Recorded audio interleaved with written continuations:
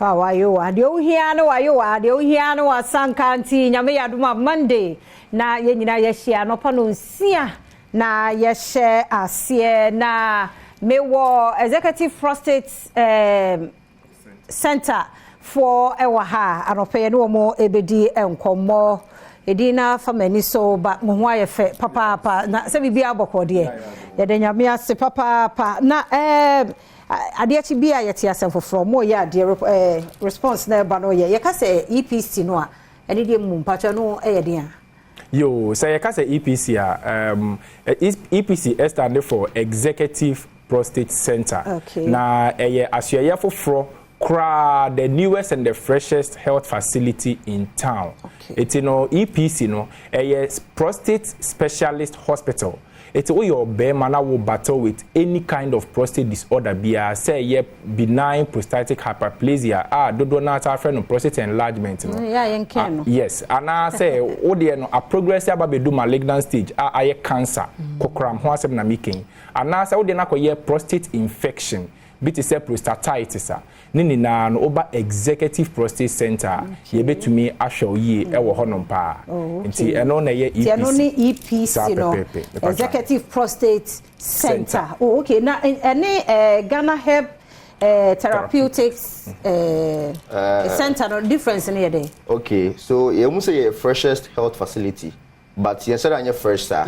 If you're already in the healthcare system, no, already started as Ghana Herb Therapeutics. So you didn't know be bread, ebe jasono. To what Ghana Bama, yedi be jaso. What Ghana man capsules are, mema ne dia dance no, yedi be jaso. So what prostate joy, prostate donor buama any disorder bia every hono, yedi be jaso. Save 500, the immune booster of choice. Unyebi no normal itime bua kutia yarewa bebre ni nyina na ye de be adwaso crypto 400 ni nyina na esa malaria no ye na de be adwaso ti we nyina de be adwaso na manfo fire no no ma frɛ na ka mo hospital anke beba na ba ye check up e be se ehun ye liver state be se ehun ye kidney na ma bebre no ye dwen Ghana for ho nti no e na establish Executive Prostate Center into link no say freshest healthcare facility. But I don't just say I feel na yaba healthcare nim da we didn't know amount for jetum any the Executive Prostate Center then or be so mamu me nwa kasa no ka say the prostate specialist center but nya no nkwa na den ye hwe wo ho ye hwe yare bebre so ye de o ya share ho ti men kasa wo ti prostate no nkwa nti no o ye oba wonsi ho anase woni prostate problem a on ba beja yare sa da bi ye hwe no bebre ho other things other OPD cases bia diabetes, hypertension, erectile dysfunction, menstrual problem, infertility. The obeko OPD case be the obeko any hospital facility be ano. O the ba Executive Prostate Center your hoye at the mount. Just that ye specialist in prostate management.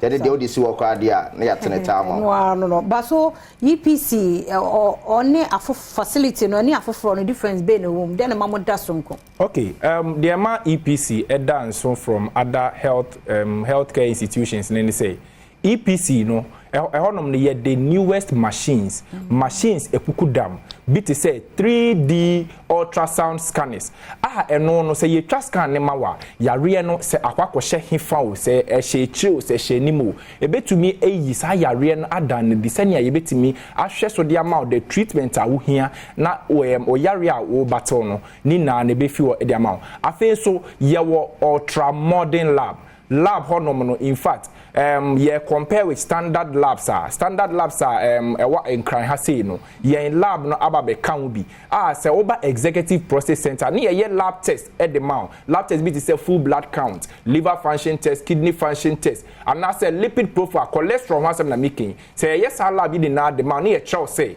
quantity ewa o blood munia. A patch said that is the accurate result. Into NMA EPC, a dance from other healthcare institutions. I feel so no over EPC so I don't that NMA dance and they say yeah services no excellent cry a dance over senior staff a betin nim e dia show a show or kwampamu I make sure say one kasa no yari out the buy no on something fee hono NMA Executive Prostate Center so a dance the last thing affordability Executive Prostate Center there yen charge wo honom say wo be ko baby akase for 5,000 bra for 7,000 bra and sign ya start treatment yen yen sa e executive process center oba dia wo be ya ne say oba be je o card ojo card wi a no oba be wu doctor say only need nkomo wi a say lab investigations this scan investigations bi wo ho a na eno no wa recommend the amount no wakoye oba ni a prescribe the right quantity of indro a wo be hia no e the amount na yen no ye bibia ye friend say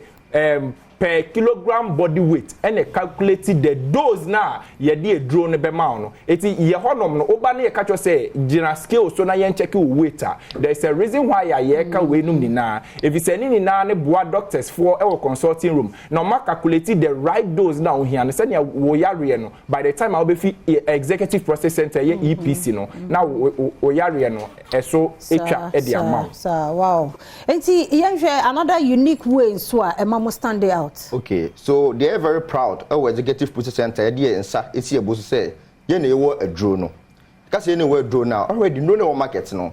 Kind of funny a jet dada. If it's a how 1 year manufacture young drone, a dance from any other manufacturing company.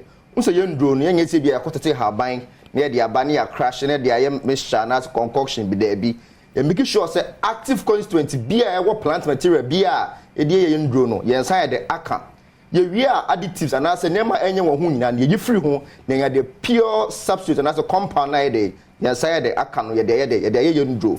Yondro no so no yana kwa we are and making sure the calculated may be a friend of acute toxicity and a chronic toxicity.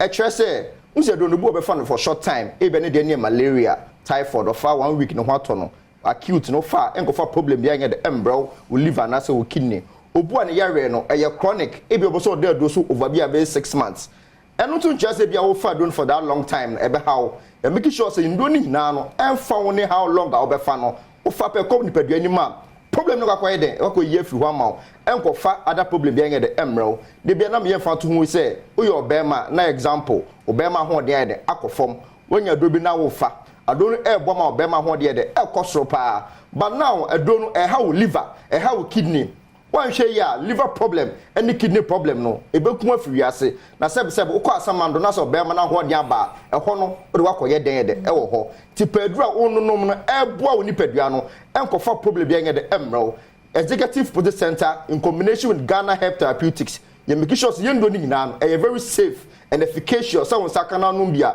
enkofa problem bi de emro ti we nyina na ye down so and you very proud say oba ye ho de a you be out the buyer no onfa sanye de esa nkofie Badwam ma me location and contact no ye location ye wo Pilma Hotel in Chen honoma say oba UPS a udu UPS a you pick a taxi no waka say oba atraku down honom obehu ye billboards akese no e wo ekwan ne ho eti no udu a executive process center proudly kakraka pa white and green e wo honom eti no udu wo so you can call our numbers a e wo screen yesu staff e de serie ene enimotie e ba be hia o bebia wo gine bia no na ye de waba executive prostate center na mo ye adwuma from dabe ikosi dabe so ye adwuma from Monday to Saturdays. Okay, Monday to Friday and it starts from 8 a.m. near upon 4 p.m.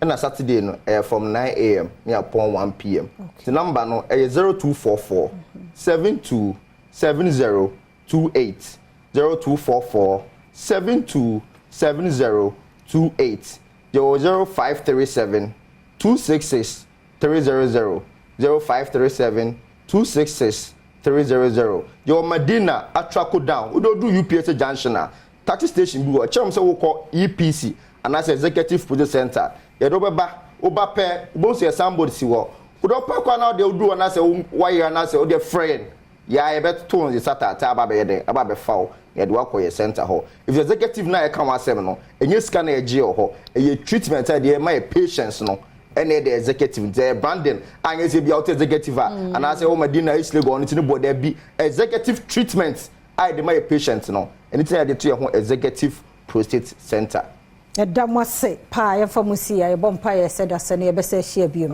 that ase pa ti ye wie na happy birthday enkoma elder Alex Poma Jesse wo breman wo maso Alex Elder Alex Poma Jesse breman wo maso we ye oba Same Jesse and always show a happy birthday nyame hira nyame nya okese kuzi so be kese pa ha na brema kwan na no pay ye nkomo no ye de asie me kwai mamboatema ya krado na ne asanka bafu e ba no aswani so ka kire dadwo ada de ji se nyame ba Sunday so wa manko ade a fufuo be nko abai e de bema wo ti hie mamboatema o de ahosepe etwaso